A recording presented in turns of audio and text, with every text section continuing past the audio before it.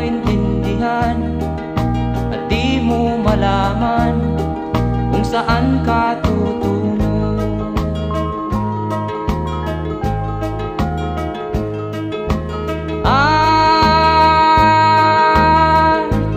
Kung nakamit mo na ang pangarap, di pa rin masiyahan, ang nais mo'y madagdagan, limot mo na ang iyong pinagmulan.